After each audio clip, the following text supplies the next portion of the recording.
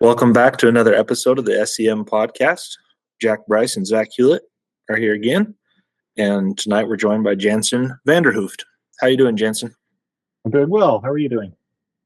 Doing well also, thank you. Where are you calling from tonight? I'm in Sandy, Utah, in the Salt Lake City area. All right. Hey, that's my hometown. Love it. I was going to say, some people might be familiar with where that's at. That's right. Yeah. Very good. That's great. Well, Janssen, we start off talking about how you ended up in Scotland. Any story behind getting your call or anything leading up to that, and then we'll skip over the mission. We want to know what you've been up to since, and then we'll go back and reminisce. So start us off with how you ended up with going to Scotland. Yeah, sure. So I grew up in the Salt Lake City area, not too far from where I live now. And I actually had a friend who got his call to Scotland about 6 weeks before I did. That was P.R. Brooks. Wow. And so I got my call, but I wanted to get back in time to start at the university semester. So I got my MTC date moved up, and we ended up going to the MTC together. Oh, that's pretty cool. Yeah. What was the timing of that? That was we went to the MTC in September of 2001. Nice. Very good. Okay, so you were in that group that was like 9/11. Yeah, we were in the MTC for 9/11. It was Wow. Yeah, it was interesting. We were out doing our shopping at the grocery store, and people were asking us, oh, did you hear about this? And we're like, no. Oh my goodness. Yeah, that's what a surreal moment for you, I'm sure. Yeah. So President Janssen was the MTC president. I think he had like a background in military intelligence, so he gave us like a military style briefing that evening. Whoa. Which was it made it real, but although never quite that real, I guess. Yeah, we'd been scheduled to take a local church history tour, but that got canceled because nobody knew what was going on. They were worried we might be attacked, so we skipped that. Wow. one. My gosh. Man. All right. Well, take us forward a couple years. Get home, and did you make it back in time to start school? What have you been up to since? Yeah, so I studied at the University of Utah. I now work in pharmaceutical research and development. My wife is actually a pharmacist, so I make drugs and she sells them. I love it. That's great. We've got 3 great kids, a 9-year-old girl and a 6-year-old boy and a 4-year-old boy. That's cool. Love it. And then since about 2005, I've been in the bells on Temple Square. So we ring the handbells. We're part of the Tabernacle Choir organization. That's awesome. Yeah, that's really cool. How did you get involved with that, Janssen? I'm curious. Oh, I actually just wanted to say hi to my old high school teacher who I knew was in the Tabernacle Choir and was starting it up. So I just went to say hi, and there were like 200 something people auditioning, but not many of them were men. So I got in on affirmative action. That's great. That's excellent. And how long have you been doing that then? Since 2005. So that's 19 years. Wow, that's so cool. Well, now I have someone to keep my eyes out for when the Christmas devotional comes around and all the other fun things that you get to show off your bells. Yeah, we actually do 2 full concerts a year usually, and that's actually what we spend most of our time working on. The Christmas concerts is a small part of our work. Okay, that's really cool. Love it. Yeah, that's pretty unique. And I think we'd heard that from somebody else. So it's nice to hear confirmed. Yeah, I think you're right. Yeah, I think Elder Lehman mentioned it. That's right. Wow. Cool. Well, take us back to September 2001. You can start the MTC. We talked briefly about that, but just walk us through companions, areas, however you want to cover it, and we'll be your captive audience here, and we'll talk through it. Yeah. So, I mean, at the MTC, they told us we were the biggest group of missionaries they've had to that date in the Preston MTC. We were also the first group there with a new curriculum where all we did was study the discussions. We didn't touch the missionary guide, the old missionary guide. I think that was part of the start of the transition to what would eventually become Preach My Gospel. Cool. Yeah, no more Purple Dragon, at least not daily. I never read the Purple Dragon. That's great. So Oh, yeah, wow. because my companions didn't. They were like, "Wait, you didn't cover it? What are you talking about? You didn't cover it?" So yeah, Very but we took the train up to Edinburgh, and they took us out chapping. The day before we got our first companions, and I think I went out with Elder Snow, who I think was the last podcast you published. So Yeah, that's right. to That's right. him. Yeah, it was funny because he was speaking English, at least the English I knew, to this woman at the door, but I could not understand a word she was saying.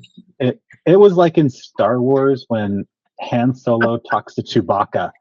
Somehow they're communicating, but they're speaking two totally different languages. So funny. It took me about 3 weeks of being in Scotland to be able to carry on a conversation with the average Scottish person, but I really like studying dialects. I read about dialects. I try to listen for them and try to interpret for people when we read anything British, really. Yeah, that's cool. That is cool. So who was your first companion in area? So I was in the Beath area. So that's it was in the Paisley zone at the time, and it had its own branch.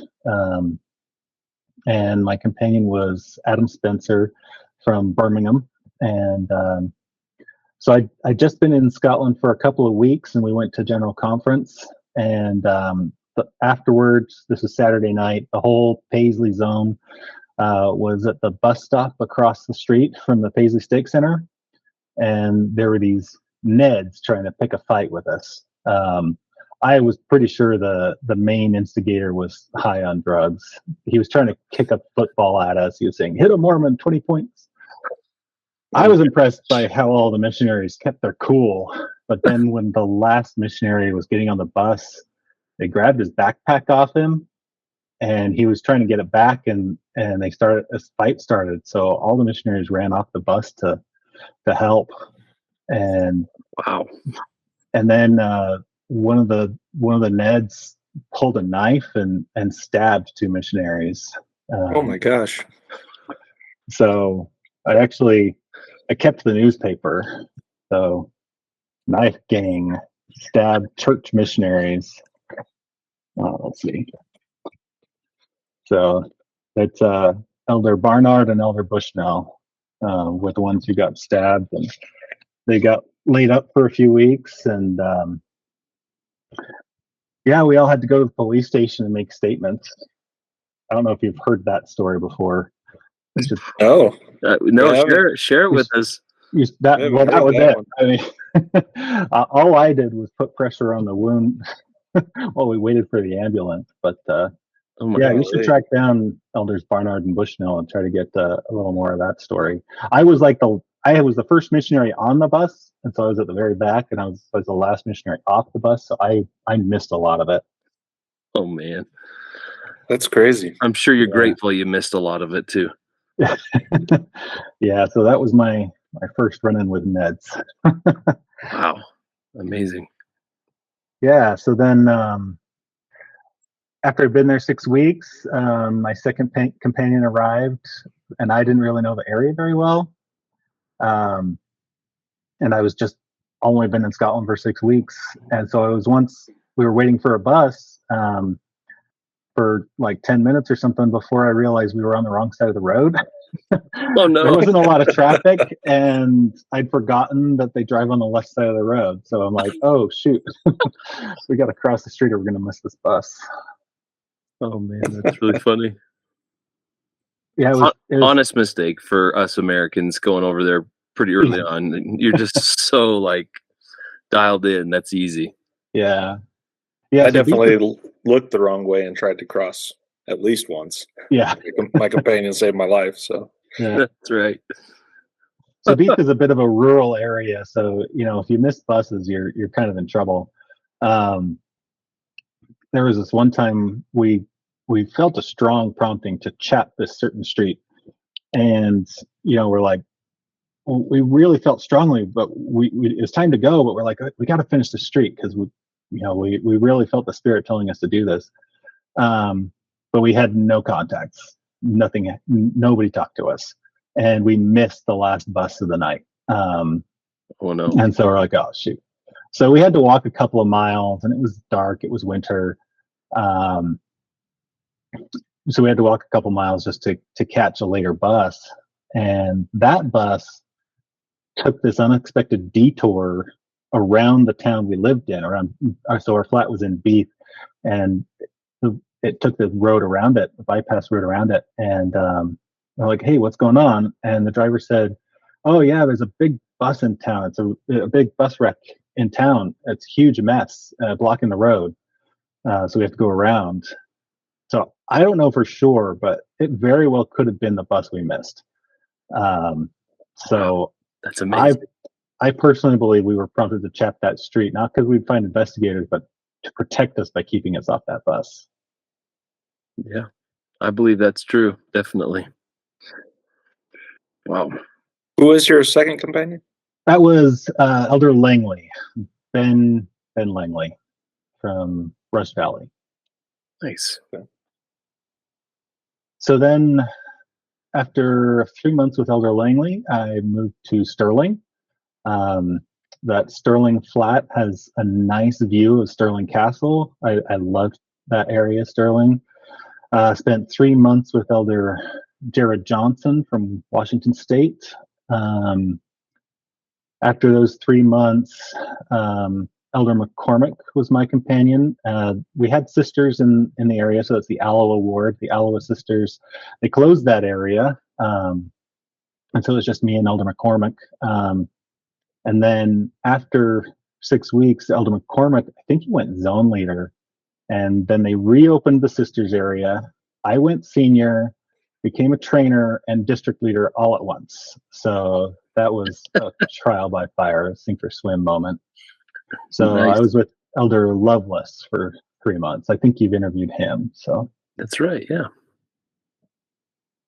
But yeah, we taught a lot in that area. I was looking through my journals and stuff and realized that it was during that time with Elder Lovelace that is probably the most I ever taught and baptized on my mission. It's really cool. The really cool thing. Training. What's that? That's a blessing for training. Yeah. For sure. Yeah. He was great. He's the guy who found him, especially Susan Glancy. He found her street contacting, and then he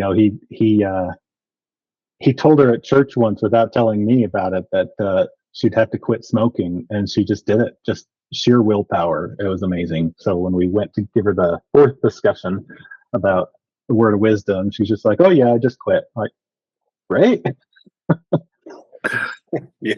On an offhand conversation at church, that's pretty impressive for someone who's new in the mission. Good for him. Yeah, it's great. A really cool story that I heard in Sterling. So this isn't my story, but I spoke with Sister Ashworth.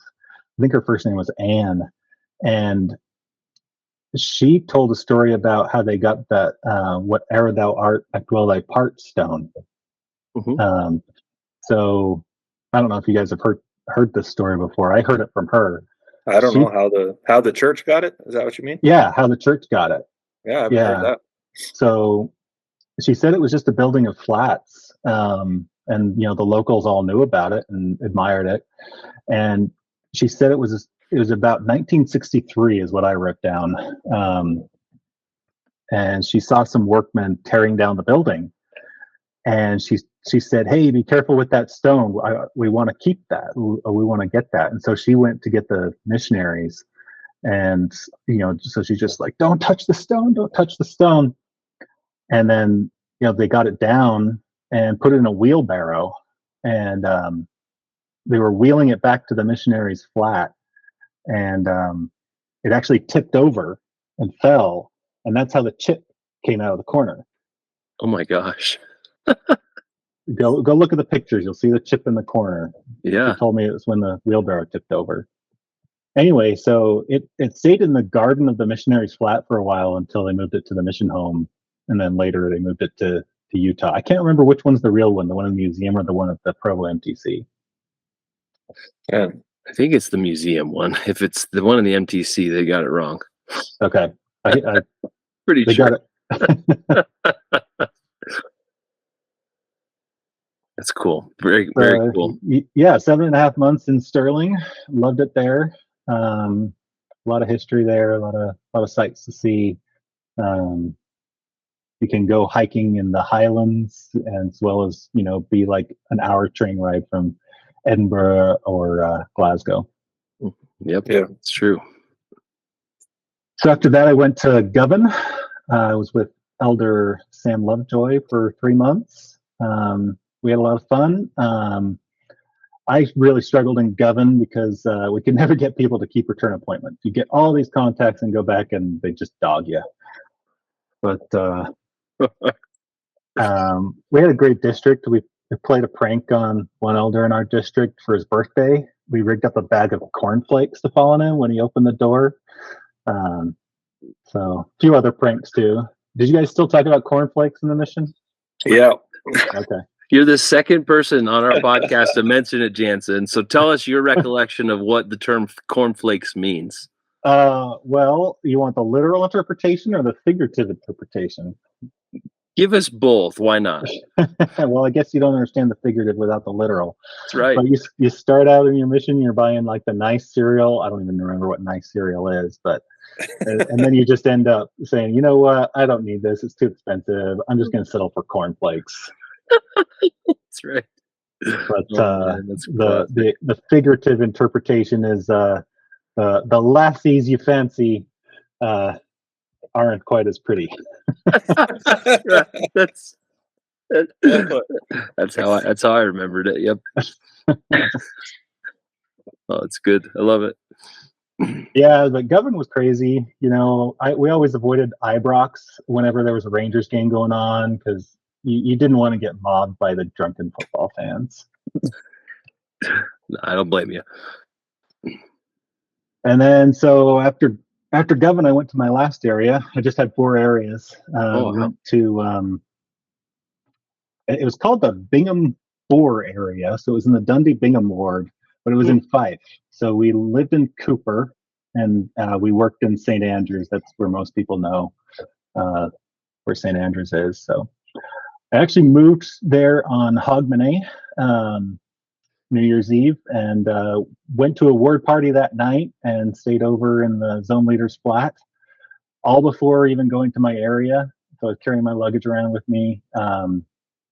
The next day, went to a New Year's Day swim in the mouth of the Tay River on the North Sea. So it was freezing. Obviously, we didn't swim, but we watched it because the member who was taking us home to our flat wanted to go see it. So yeah, there's no trains or buses there on the holiday, so we had to wait for him. Wow. So that was with Elder Lehman that you've interviewed. So I was with him for 3 months. And then after that, it was 4.5 months with Elder Tim Holt. So we covered St. Andrews. So we had St. Andrews University there, and Prince William was actually attending St. Andrews at the time. So I saw him a couple of times from a distance. He always had security around him. They kept their distance too, so he could have a semblance of a normal life. Oh man, that would be a challenge as a college person to know that there's always people hovering in some capacity. My gosh. Yeah. That's cool. So St. Andrews University is famous for its divinity school, the theology school. And so there were a lot of students there who were interested in religion and happy to talk with missionaries, and they loved a Bible bash. Their favorite thing to ask me was whether the Bible prophesied about the Book of Mormon, but it was a trap. I think they had a professor who must have told them to set that trap for us because they had this really strong argument against the whole stick of Judah, stick of Joseph, and Ephraim prophecy from Ezekiel 37. Hmm. And how it means they had an interpretation that was other than meaning the scriptures from the tribes of Joseph. So I fell for that trap once, got into an awful Bible bashing session. Elder Lehman was just shaking his head at me because he'd already been through it. After that, I started quoting Revelation about the angel with the everlasting gospel instead. And when I mentioned that, they just changed the subject. Oh gosh. It only takes one experience, right? Where you get into the bash and the spirit leaves, and Yeah. Yeah. that's it. Well, they didn't go into it like they were going to Bible bash, but it was a Bible bash. They trapped you. Yep. So St. Andrews is also famous for the golf course there. There's actually a member in the area who was a student, and she was also a caddy on the old course at St. Andrews. Oh, cool. So she actually took us golfing once at the practice course there. So my claim to fame when I meet somebody who's into golf is I played golf at St. Andrews. It wasn't the old course though, and I'm really a terrible golfer. So that's all I got. Yeah, well, I always say I have been to St. Andrews and I have golfed, but not. Well, it was funny You're because closer than me. the course is public, so we would cross it all the time. They can't keep you out, so yeah, we'd walk across it all the time. Yeah, that's. I mean, obviously stay out of the way, but Right. That's cool. I don't know many. In our conversations, we've probably had a handful of missionaries that have mentioned that they golfed St. Yeah. Andrews, the public course, like you said, not the old course, but yeah, nonetheless, I mean, for the lesser golf aficionados out there, they don't know the difference. You just say, "Yeah, I golfed St. Andrews," and they'll go, "Oh, it's pretty cool." yeah. Yeah, that's really Well, neat. that So was you my were last area. So You were there for like a long time though. 7.5 months in St. Andrews and Sterling each. Yeah, Wow. And you had the Wilkinsons as your mission presidents almost the whole time? almost the whole time. Yeah, President Greens came in just like a month before I went home. Okay. Any particular memories with the Wilkinsons or the Brains there at the end if you have? Oh, not so much with the Greens. Just had the 2 interviews with them. But President Wilkinson was an amazing teacher. I was reading through all my letters, and I'd forgotten this, but he was always pushing me to get my memorizing done. I've always hated memorizing things, so I didn't do it much as a missionary. But he had a lot of things memorized. All those stories he used to tell from memory is really remarkable. And I remember once thinking about his schedule. What he does. Because we had 10 zones, so there was 2 zones per stake. Oh, wow. And so, between transfers and zone leader meetings and interviews and zone conferences, all every 6 weeks, I don't know how he had time to do anything else, like firesides and stake conferences and, baptism interviews and going to baptisms, which he also did. So he had an incredible schedule. I can't imagine. Yeah. Wow. That kind of puts, so we've talked about the numbers of missionaries and how things changed and kind of dwindled down before it joined with the Ireland mission. But 10 zones is double, I think, what Zach and I had when we were there. So that is incredible. Yeah. Do you happen to know off the top of your head, Janssen, what the number of missionaries was when you got there versus what was when you went home? I saw it as I was reviewing my all my papers. I think it was something like 180 when I started, and then I also wrote in my journal about how they were dropping it by 20 missionaries. Okay, interesting. It seems like that was kind of a steady thing, because as we talked to Tyler Snow recently, we were amazed to hear that there was over 200 missionaries in Scotland at one point, and then it just kind of slowly dipped a little bit by a little bit, because I think by the time I was there was somewhere between 110 and 120 missionaries. And by the time I went home, which was early 2007, I think we were just over or at around 100 missionaries in the whole country. So it's pretty amazing to see that change and how drastic it was. Yeah. Yeah. And we've heard like what areas they kept or didn't keep and how things changed there too. So it's cool to get the history of just basically a decade is what we covered. Yeah. From 2000 to 2010. So it's true. Very good. Well, Janssen, we've actually had quite a few of your companions on, but is there anybody else, even if you didn't serve with them, that you want to call out or who we need to hunt down to get on here?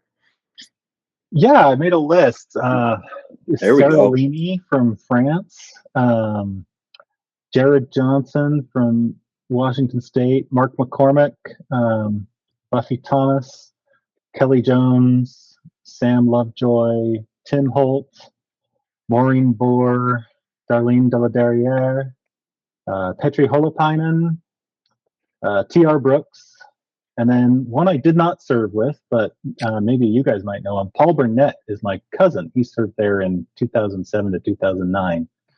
Yeah. We have been in touch with Paul, and he's on our future schedule for sure. Oh, so good. We'll definitely have him on. So, and let's see. I'll run through those that I've contacted. I have talked to Sister Bohr and Sister Darlene. I can't Sister say D. Oh, there Sister you D. I'll butcher it, and she'll never forgive me. So I'm still working on them. They're a little bit shy, and I'm sure they'll be listening. So yeah, she wrote in my tea book that she and Sister Leamy were going to adopt me as an honorary Frenchman. Oh, it's fantastic. Very cool. Is there any of those missionaries that you mentioned that you're still in contact with that you might be able to refer us to? I'm not in direct contact with them, but several of them are active on Facebook. Okay. Well, if you'll do us a favor and send a pitch out to them that we'd love to have them on there, it would probably be a lot better coming from Janssen Vanderhooft than it would be from Zach Hewlett on Facebook. I know you responded to me, and I appreciate that, but not everyone is as amicable with responding to messages from people they may not know. So I appreciate. Well, the day you reached out to me, I had just I don't know if it was a prompting or what, but I was like, I can wear my mission tie to church today, and Really? and then you messaged me. I'm like, I guess I better do it. Love it. What are the chances? That's amazing. That's fantastic. Well, Janssen, we really appreciate you taking the time and coming on and, just sharing some of your memories with us. All of these put a little piece of the puzzle together, and we're all woven together through Scotland, which is wonderful. And we want to express our love to you as our brother in Scotland and our appreciation for you just coming on. This podcast isn't possible without participation from other missionaries, so we really appreciate it. Yeah, thanks for putting it together. Great trip down memory lane. Yeah, absolutely. And when we publish it, I'll be in touch with you to let you know when that goes live. You can share it, whether you're feeling fancy and putting it on your Facebook feed or otherwise, and helping us to spread the word, because it's definitely catching like fire, and we're excited for every single one of these conversations because they're all unique. You had a unique experience just like anybody else who served in Scotland. So thank you for sharing so much, Janssen. It's been great. All right, thanks a lot. All right, Janssen. We'll say cheerio to you. Have a good night, brother. Cheerio. Bye. Bye.